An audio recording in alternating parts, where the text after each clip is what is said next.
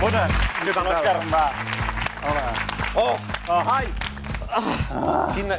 Me'n vaig. No, vine. Necessitem algú de la teva edat. I qualitat humana. Sí. Sempre t'has cuidat d'aquesta part. Ah, pensava que parlaves per mi. Sí. No, estem molt nerviosos perquè avui tenim un programa una mica penjam, perquè, en fi, és 8:45. Estem pendents de la decisió del Tribunal Suprem sobre Carme Forcadell i la mesa del Parlament. Justament ara ha acabat la vista després de tot el matí d'interrogatoris, una matí d'entrevistes, com si fos de treball. És una entrevista per un final incert. Exactament, els interrogatoris. I llavors ja sabem que la Fiscalia demana presó per Forcadell, Coromines, Guinó i Anna Simó, presó en fiança per Barrufet, que és una senyora que es diu Barrufet, no és un Barrufet, i llibertat per Nuet. La veritat és que els noms no ajuden a posar-hi drama. Però, en fi, si hi ha una resolució, en el sentit que sigui, connectarem de seguida amb els informatius de TV3, que us informaran bastant millor que nosaltres. Això em sembla que ningú pot dubtar-ho. No. Ai, de moment no m'han dit res. Porto una cosa aquí. I et van parlant sense parar? Gent. Jo no et sento veus en general. Però durant el programa em parla en Pau o en Roger, no sé qui. És molt petit, no?, per en Pau i en Roger. Si el tens aquí dins, ha de ser una micropersona. Ara fa humor com del Super 3. En fi, però clar, jo soc molt adult i soc molt gran i no ho puc entendre. Però abans hem de parlar de la nova jornada de vaga d'ahir, amb moltes mobilitzacions, més mobilitzacions que vaga, de fet. Però vaja, això acaba de passar, però ahir... A veure, què anava a dir? Això que va ser més mobilitzacions que vaga. Exacte, però amb tants detalls de les carreteres, era el primer cop que a la gent li feia il·lusió arribar a un peatge. Això és el que volia dir. Va ser una cosa insòlita. No hi va haver cap incident greu ni detencions, però l'ABC ha sortit avui amb aquesta portada. Diu, la Cale Borroca de Puigdemont. Atenció, el senyor del passamuntanyes... Que tenia fred. Tenia fred i que va sortir de casa amb l'objectiu de tallar l'AVE a Girona, però va acabar al cremallera de Núria. Alguns estan ensegats pel tema, saps, del procés. Per l'ABC serà Cale Borroca, però jo em quedo amb com ho qualificava Cayetano Martínez de Irujo, no d'Orujo. Fa uns dies a Espejo Público. Le intentan dar la vuelta con una especie de Cale Barroca. Cale Barroca! M'encanta! Ostres, que és quan les masses cremen contenidors estil Lluís XVI. Sí, i només aquell. De fet, ahir es van veure molts d'aquests radicals de Cale Barroca... Mira'ls. Ai. Protestant contra el 155 i contra l'art del Renaixement. Que fan el còctel Molotov amb 2 dits, Sí. És que pensem que ho hem inventat tots nosaltres, però està tot inventat, home. En fi, seguim parlant de radicals. Avui fa un any de la victòria de Donald Trump. Només un any? Se m'està fent més llarg que els 10 mesos que portem amb el 155. Només fa 15 dies que han aplicat el 155. Mira si se m'està fent llarg. Home, però molt. No, desgasta. I desgasta. Desgasta molt. Mireu, aquest sóc jo abans del 155 i aquest, mireu. I ara veureu una foto de com sóc jo ara. Aquesta sóc jo actualment. Això és una noia. Això sóc jo quan tenia cabell. Tu no ets com el de la segona foto, ara. Com?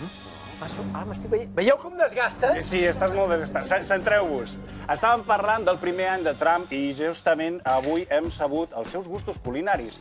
Endevineu quins són els gustos de Donald Trump? Una pista. Quesadillas i enchilades, ho dubto. No way.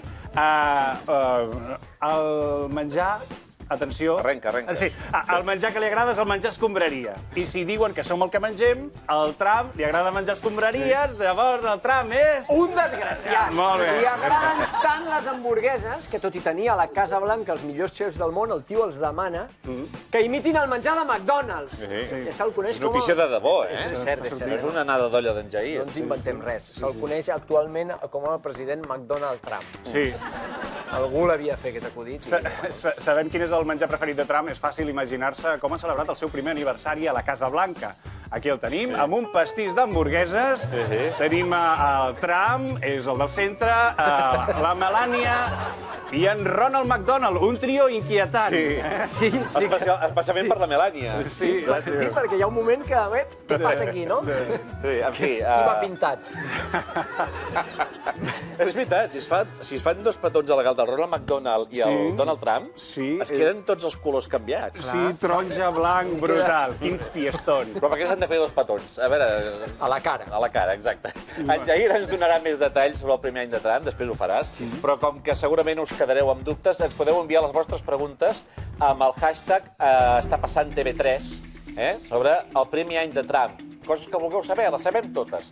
I una dada final abans de començar. 8 consellers i 2 activistes polítics, com a mínim, de moment, encara són a la presó. Comencem.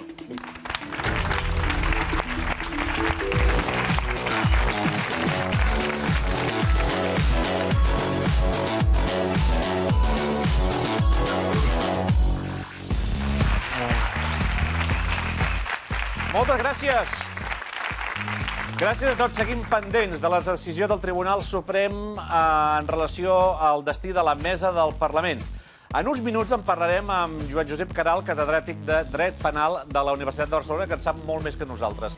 Però centrem-nos en la vaga d'ahir a Catalunya, on va haver-hi més problemes de circulació que a les artèries de Donald Trump. Alguns es van salvar per ben poc. Autopista B23, quilòmetre 4, Sant Joan d'Espí. Hòstia, ens ha anat d'un pèl, Antoni. Ens ha anat d'un pèl, tio, que estan tallant l'altre. Ens ha anat d'un pèl, Antonio. És el que em va dir a mi el director de TV3, en Vicent Sanchis, la tarda en què es va saber que la Soraya no intervindria a TV3. Ens ha anat d'un pèl, Antonio. Els convocants de la vaga general consideren que va ser un èxit. En canvi, el PP creu que la vaga va tenir un seguiment mínim i residual. Això sí, segons ells, hi va haver molts nens. Vamos a pedir a la Fiscalía de Menores que actúe frente a aquellas personas, frente a aquellos padres, frente a aquellos profesores que se pueda probar que han utilizado a sus hijos como escudos humanos a través de las fotografías y de las imágenes, de centenares de imágenes que ayer pudimos ver a lo largo del todo el día. Se tiene que escarmentar a estos irresponsables. Sí, senyor, se tiene.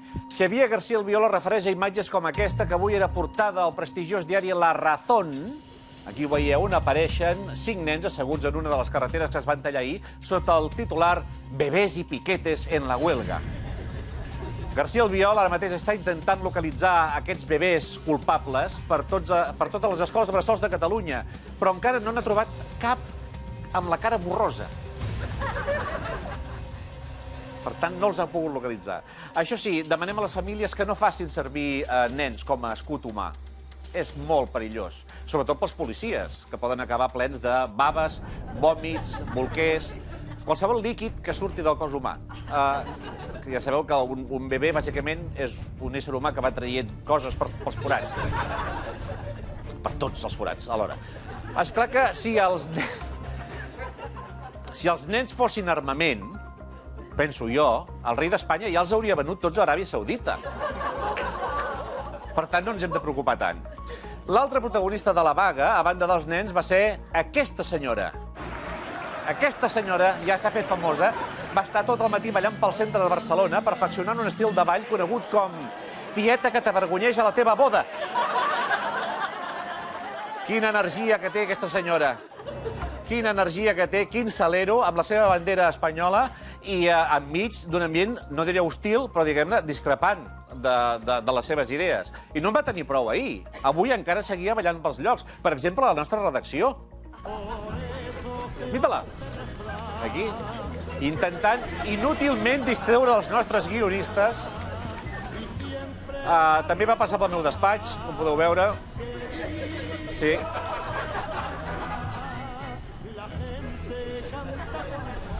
I per maquillatge, sense aconseguir que ni l'Òscar ni la Iolanda deixessin d'estar pel que havien d'estar, sens dubte. Ai, senyor. Amb aquests pocs segons, aquesta senyora ha estat més estona a la redacció que en Jair amb tot el que portem de la temporada. En fi, no deixem de parlar d'unionistes que els agrada ballar. Miquel Iceta està tancant la llista del PSC per les eleccions del 21 de desembre i ho fa com si es tractés del mercat d'hivern de fitxatges de futbol. La seva última incorporació ha sigut Ramon Espadaler, exconseller d'Interior i exdirigent d'Unió Democràtica. Els socialistes no es presenten a aquestes eleccions en coalició amb Units per Avançar, un partit nou que es deriva d'Unió Democràtica. Totes dues formacions han decidit que directament líders d'aquest partit vagin a llistes. Ramon Espadaler, exsecretari general d'Unió, anirà de número 3 per Barcelona. Se'l veia content. La incorporació de Ramon Espadaler és un autèntic fitxatge galàctic, perquè per considerar que l'exlíder d'Unió és una bona incorporació per un partit d'esquerres, has de viure en un altre planeta. És clar que després de l'impacte d'aquesta fotografia d'Iceta, que vam comentar sobradament a la manifestació unionista de l'altre dia, es pot considerar que el fitxatge d'Espadaler és com un gir progressista. Al final, la llista del PSC es podria anomenar la llista Canelons. Agafes tot el que sobra i ho emboteixes com pots. I al forn.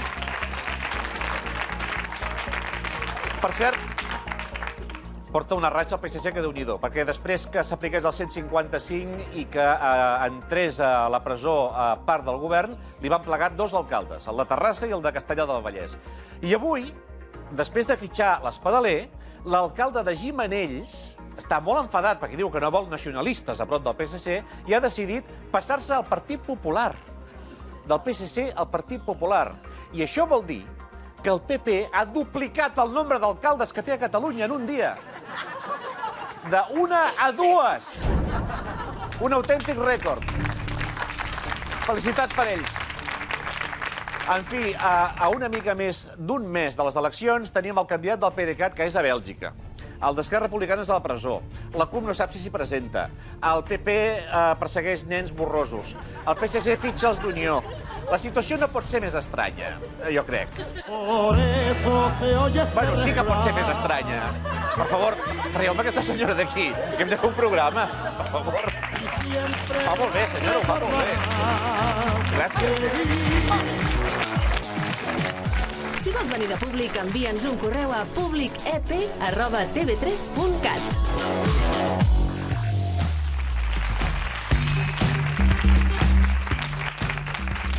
Ja se n'ha anat. Hem de seguir parlant. No hi ha novetats pel que sembla del Suprem, però en volem parlar. Últimament sembla que la justícia, a banda de cega, també és hiperactiva. Per això hem trobat necessari parlar amb una persona que entengui, com és el catedràtic de Dret Penal de la Universitat de Barcelona, en Joan Josep Caral, a qui podem saludar ara mateix. Bona nit, senyor Caral. Bona nit, Toni Soler.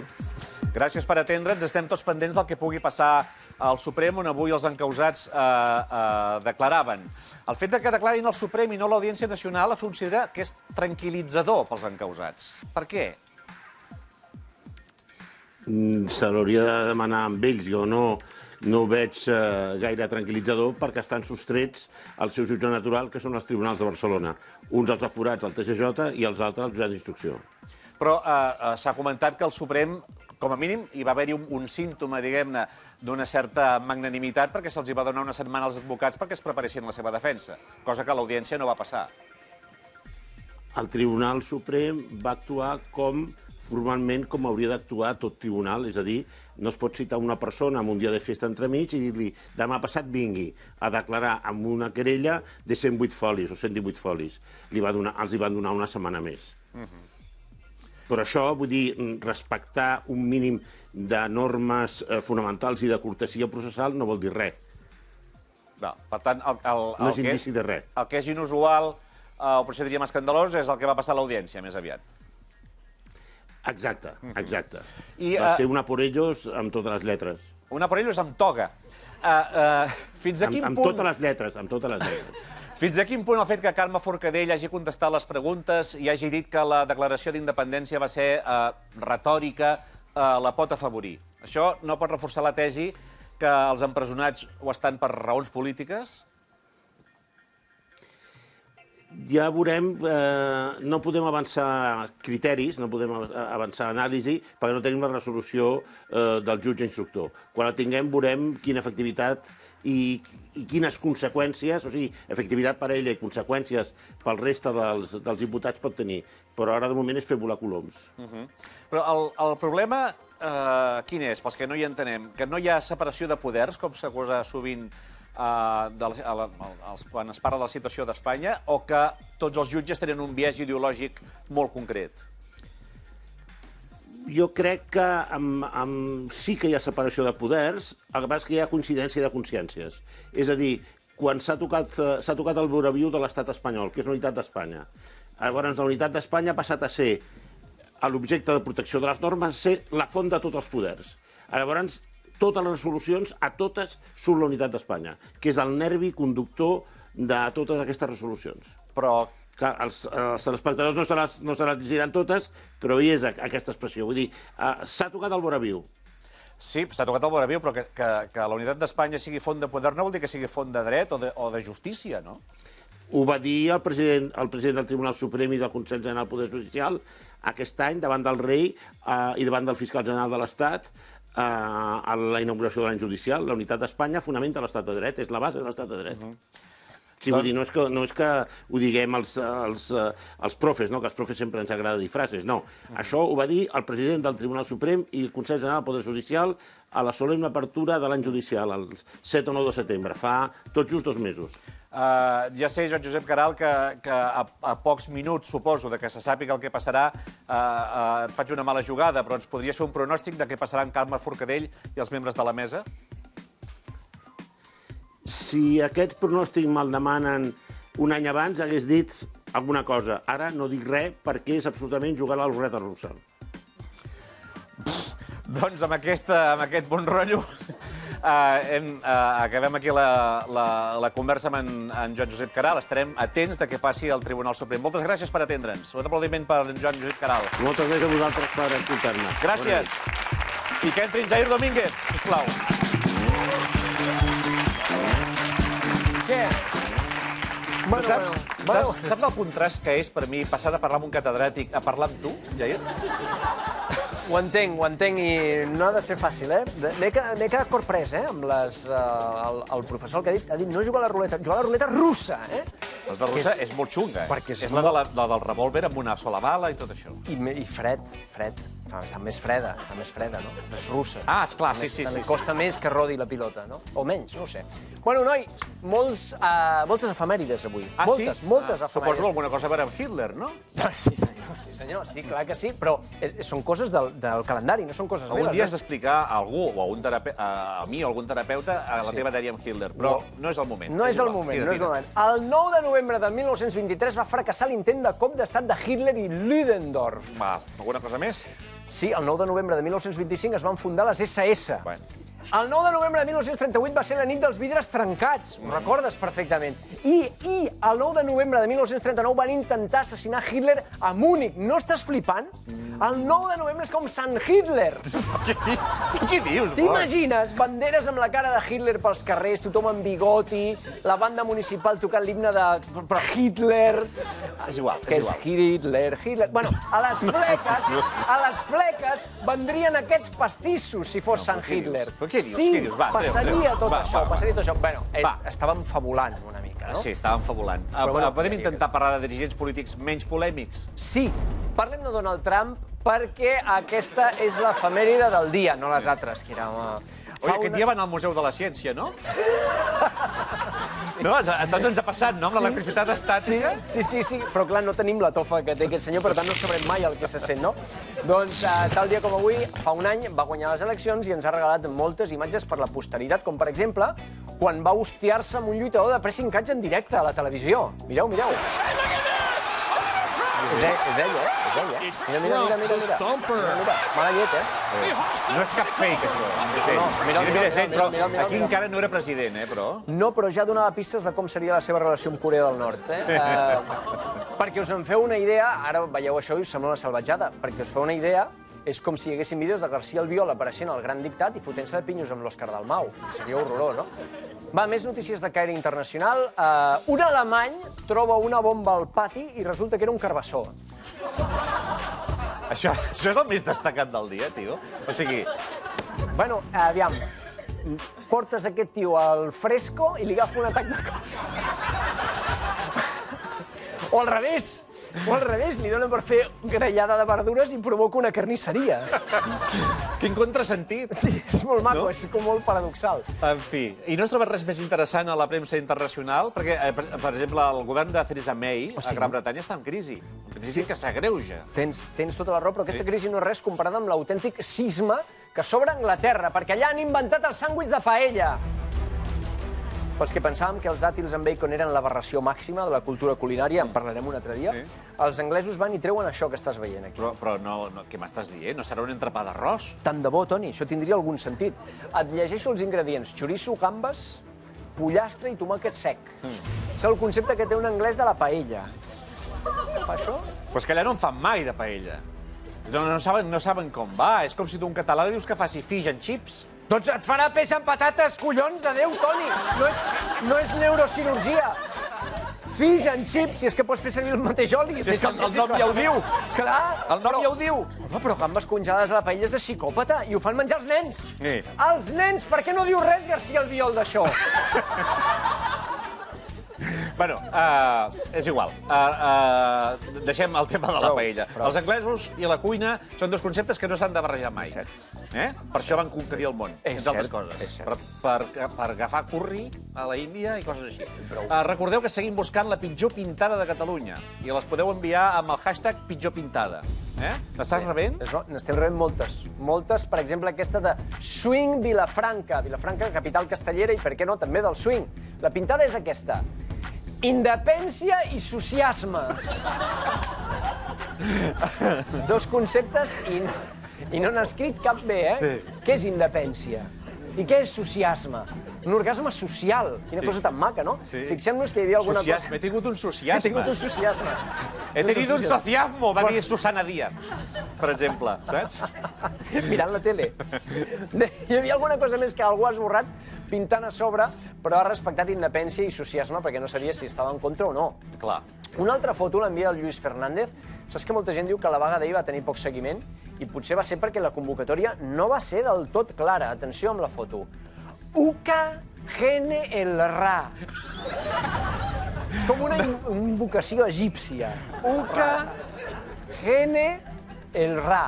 És un joc. És un joc, exacte. Estan jugant a l'Scrabble amb un altre noi que va fent pintades a una altra paret. Queden. Suposo. A veure, potser volia posar Huelga General, però és molt intuir, M'he deixat anar molt, Uca. Uca. Acabarem amb aquesta d'un espectador que es diu Òscar Andreu. Mireu aquesta foto. Fuera la aerolínia del Raval. Però qui dius que ha enviat aquesta foto? Un espectador que es diu Òscar Andreu. Has sigut tu, Òscar? Has sigut tu? Sí, bueno, sí. Però quina vida personal més d'allò que tens, no? Bueno, i tu què? Bueno, jo no vaig enviar fotos. Vine, parlem-ne. Vine, explica'ns-ho. Què tal? L'Òscar Andreu. Hola. Has fet la foto tu d'aquesta pintada? Sí, sé fer fotos amb el mòbil, és molt guai. Sí. I què diu la pintada? Aerolínia. Fuera aerolínia del Raval, no sé, deu ser un negoci. No, fuera d'aerolínia, entenc que, perquè hi ha mogudes amb els pisos de la droga i tal, entenc que aerolínia es refereix a l'heroïna, a l'heroïna. Però aerolínia sona de pipí volador. És raro. No ho havia pensat i em sembla molt desagradable, però endavant. En fi, hem d'anar a publicitat perquè ens hem allargat moltíssim, per culpa de tots dos, simultàniament. La culpa és de l'aerolínia. Clar, perquè s'ha de prendre després i no abans. Va, prou tonteries. Tornem d'aquí 4 anuncis, suposant que no hi hagi novetats del Suprem, que llavors igual no tornem. Fins ara mateix.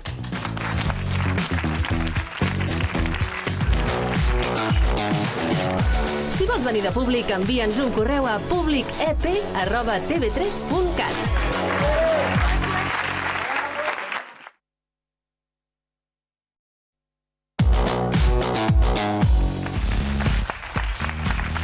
Moltes gràcies. Tornem a ser aquí a 8:45. Si som aquí, vol dir que encara no hi ha novetats sobre el Suprem. Però volem saber, malgrat tot, quina és l'última hora. Per tant, anem a connectar amb els nostres companys dels serveis informatius de TV3. Toni Cruanyes, bona nit. Sí, bona nit. Està previst que se sàpiga d'aquí uns minuts, probablement a quarts de 10. Ho explicarem, doncs, en directe al Telenotícies Vespre. Serà la decisió del jutge. De moment sabem, però, que la Fiscalia aquesta tarda ha demanat presó sense fiança per la presidenta del Parlament, Carme Forcadell, i per 3 membres de la mesa, Lluís Coromines, Lluís Guinó i Anna Simó. Per Ramona Barrufet demana presó eludible amb fiança de 50.000 euros i per Joan Josep Nuet, llibertat, però amb l'obligació de comparèixer als jutjats. Ara falta veure quina serà la decisió final que prendrà el jutge Pablo Llarena, que els ha interrogat al Tribunal Suprem per suposats delictes, recordem-ho, de rebel·lió, sedició i malversació de fons. A la compareixença tots han afirmat davant del jutge que la DUI va ser una declaració política i simbòlica sense valor jurídic, perquè no es va publicar al Diari Oficial del Parlament. Per tant, hi ha hagut un canvi d'estratègia de les defenses. Ho explicarem millor al Telenotícies Vespre, però tant la presidenta del Parlament com els altres membres de la mesa sí que han contestat totes les preguntes de la defensa i també les de la Fiscalia, cosa que no van fer la setmana passada a l'Audiència Nacional els 8 consellers destituïts per Rajoy i que ara estan empresonats. Tot això, com dèiem, ho explicarem amb més detall al Telenotícies Vespre i podrem donar finalment la decisió del jutge, esperem que d'aquí uns minuts. Doncs et deixem marxar, Toni, perquè t'espero un Telenotícies molt mogut. Gràcies. Gràcies, Toni. A les 9 en punt, Telenotícies Vespre.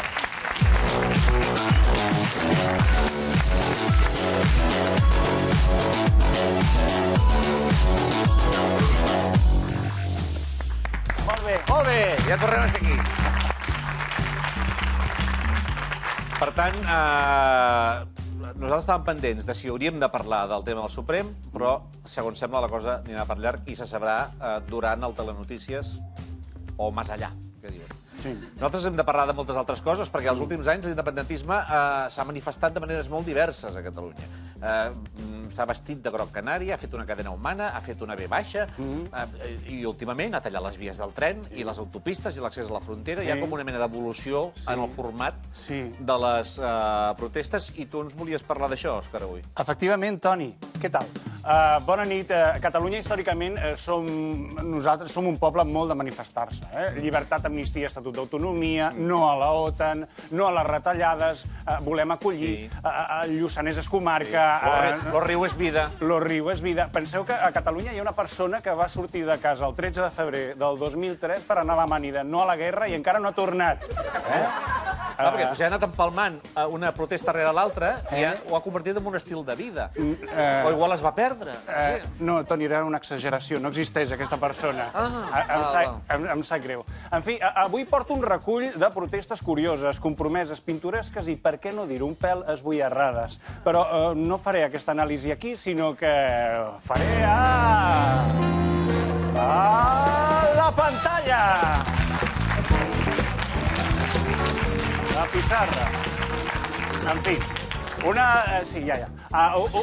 una de les protestes més rares a les que hem assistit recentment, Toni, és la de l'excunyat de la infanta Helena. Aquí el tenim, és Álvaro de Marichalar, és aquest noi. Álvaro de Marichalar se instala en Barcelona para luchar contra el procés. Una persona contra el procés. Aquesta notícia és del 19 d'octubre i la República es va declarar el 27. Sí. O sigui que va ser arribar l'Álvaro a luchar contra el procés i 8 dies més tard es declara la República. Per tant, no va lluitar gaire, diguem. No luchaste demasiado, Álvaro, se siente. Per cert, què et suggereix, aquesta fotografia, què et suggereix? Álvaro Marichalar... Diverses coses, però... Davant d'aquestes pancartes, què et suggereix? Em suggereix que només tenia rotulador verd. Sí, això primera. Efectivament. I que per la cal·ligrafia és molt possible, molt probable, que deixés els estudis penjats a tercer, DGB. Tot i això, sembla una persona molt segura d'ella mateixa, si no, no s'explica que pugui anar, atenció, amb americana verda, molt elegant, pantalons blancs, bambes grogues, una bandera d'Europa i d'Espanya i un paraigua. No saps si ve del màster d'Augusta o del sopar d'empresa als pallassos del Cirque Louis. Retornem al titular anterior perquè no voldria que ens passés per alt això, que hem vist el titular, diu «Descendiente acreditado del rei Jaume I». Doncs poca broma, perquè el rei Jaume I tenia molt d'èxit amb les senyores. Sí, vols dir que el rei Jaume, lo de conqueridor, li venia perquè ho petava el luz de gas de l'època, no? Sí. Si és així, passa una mica com amb Julio Iglesias, que d'aquí 8 segles tothom podrà dir que és descendent seu, no? He anat a la Viquipèdia a documentar-me i he trobat això. Álvaro de Marichalar, Álvaro de Marichalar i Sáenz de Tejada, es diu, no té un DNI, té un DIN A3 perquè t'hi càpiga tot. Segons la Viquipèdia, a l'apartat Ascendencia, que el té molt poca gent, aquest apartat Ascendencia, no? Per saber... Perquè se n'ha de tenir. Se n'ha de tenir. Tu no en tens. No, jo vinc de l'aire. No, tothom en té, el que passa que no és destacable, la meva. Val. Ascendència, tothom més o menys, jo, per exemple, vinc de l'arbre. Directament, bueno, descendència seria. Deixa-ho estar, Toni, que m'estàs confonent. Diu, ascendència, diu, desciende de San Francisco Javier, cita requerida. Desciende de los Reyes de Navarra, cita requerida. Desciende mira, por parte materna, desciende de Jaime I el Conquistador, cita requerida. Tot és molt cita requerida. Jo li afegiria el nom, tot el nom complet posaria Álvaro de Marichalar, Sáenz de Tejada, Vizconde de la cita requerida. I aquest és un títol brutal, no? És que si tu vas posant títols i els de Viquipèdia van dient aquí se requiere una cita... Sí, has de posar... Pot ser que s'ho hagi escrit ell, això? No, jo crec que sí. Pensa que la feina que puguis tenir com a persona, moltes vegades, és proporcional als cognoms que tens. És a dir, a partir de 8 cognoms, com té l'Álvaro, ja no cal que treballis mai més, perquè es van acumulant les herències i per què treballar, no? De fet, he buscat a Google les paraules Álvaro trabaja en y voy a tener suerte. S'ha petat internet. Ha petat, zero. S'han cremat tots els routers dels Estats Units, de Cisco Systems. S'ha cremat tot. No han trobat res. Álvaro trabaja en... No lo sé en què trabaja. Yendo con la moto de agua. Bueno, això ho dic jo, no m'ho he dit, en fi. Hi ha altres maneres, potser una mica més extremes de protestar. Tanquem aquest tema, d'Álvaro de Marichalar. És el cas d'aquest senyor, un muerto que se niega a serlo, un senyor que va estar 18 anys davant la Fiscalia General de Lisboa. Què demanava? Ho diu el titular, diu, el portuguès Florindo y tal lleva 18 años sentado ante la Fiscalía General de Lisboa para que la justicia reconozca finalmente que no falleció en 1964. Perdona. És un paio que es manifesta per reclamar que està viu. Sí, durant 18 anys, assegut davant la Fiscalia. Una cosa és que estiguis viu i una altra cosa és per fer què? Perquè, clar, si estàs viu per estar assegut 18 anys, és una vida... No arriba... La barra de la vida, com els videojocs, no arriba al final. Vull dir, potser no estàs tan viu. En fi... S'està desmentint ell mateix. S'està desmentint. Estoy vivo, pum, m'assec. Bueno, ara mira, ara m'he assegut... Demuéstralo, da pistes. Da pistes, sí, però si quedes així... Sí, ho hem entès. Així fins que acabi el TN, Escolta, què ha de fer aquest senyor perquè li reconeguin que està viu, a banda de seure en una cadira? Doncs ni idea, Toni. De tota manera, no és la protesta més pintoresca que veuràs aquesta nit. La més peculiar que he trobat és aquesta. Atenció. Vamos a seguir en Bolivia porque varias personas en silla de ruedas se cuelgan de un puente en protesta. Esto para exigir al gobierno un aumento en el bono de asistencia. Según ellos, los $36 mensuales que reciben del Estado no son suficientes para compensar la subida del precio de los alimentos y medicamentos. Allà també tenen una llei de dependència que és una merda i es manifesten en plan... És arbre de Nadal, però que no fa tanta il·lusió. I que te l'estàs jugant, penjant d'un pont. Que pot semblar també un espectacle, barreja de comedians i la fura dels baus, però és protesta. Protesta justa. Sí, així que els CDR, que tenen nom de model de moto, m'he comprat una CDR, són els Comitès de Defensa de la República, encara, jo diria que prenent dades d'aquí i tal, encara tenen marge per explorar. Sí, senyor. Moltes gràcies, Òscar. Un aplaudiment per ell. Gràcies. Rinzair. Que anirem acabant. Sí. Ens acostem a l'hora límit del programa. Avui hem demanat a la gent que ens enviï dubtes sobre el primer any de Trump. Quines preguntes hem rebut, Jair Domínguez? Preguntes, per exemple, del Gavi Roca, que diu, és cert que Trump anirà de número 3 per Lleida, a les llistes del PSC? Què passa, que no hi ha gent a Lleida pel PSC o què? N'hi ha molta, no? Suposo. Hi ha gent a Lleida. Per començar, en Duran i Lleida. Mira, mira, ja el tens. Que és del mateix partit que el flamant fitxatge Ramon Espadaler. Ramon Espadaler, sí. Però en Duran em sembla que no vol tornar, perquè a més li acaben de donar una feina a la patronal espanyola, a la COE. Sí. Més ben pagat, suposo. Saps allò d'Álvaro trabaja en? Si busques Duran trabaja en, ara et surt això. Surt la COE. Bueno, el que seria espectacular seria el Duran i Lleida amb el cabell de Donald Trump, Això sí que seria... No? És una barreja... Sí, bueno, l'heu vist tots a Duran i Lleida amb cabell, que és com en Krilin amb cabell. Durant una època molt curta, Voladrac anava amb cabell, no? Sí. Doncs és igual. Un altre? Sí, del Lluís Vallès, que diu el meu pare porta el mateix pentinat que el Donald Trump. M'he de preocupar? Home, el cabell és el de menys de Donald Trump, no? Si no tingui l'actitud de Donald Trump seria diferent, no? I la butxaca. El que és important de Donald Trump és la butxaca, diguem, que no és una cosa que... Ell ja ve amb carrerilla, de família, no és una cosa que... Tu has de currar, però... No s'ha fet ell mateix. No. Si s'hagués fet ell mateix, igual s'hagués fet millor. Amb altres materials, si més no, no? Hòstia, amb altres acabats. És una mica com li va passar al món amb Déu. De dir, hòstia, els acabats fallen una mica. En fi, no sé... Vale. És el que puc dir, Ens n'hem d'anar, nois. Ens n'hem d'anar, hem d'anar perquè l'horari és sagrat i avui tots molt atents al Telenotícies vespre a veure si hi ha novetats del Suprem, que siguin bones. Ens veiem demà amb el resum de la setmana, a 8:45. Gràcies, adéu-siau.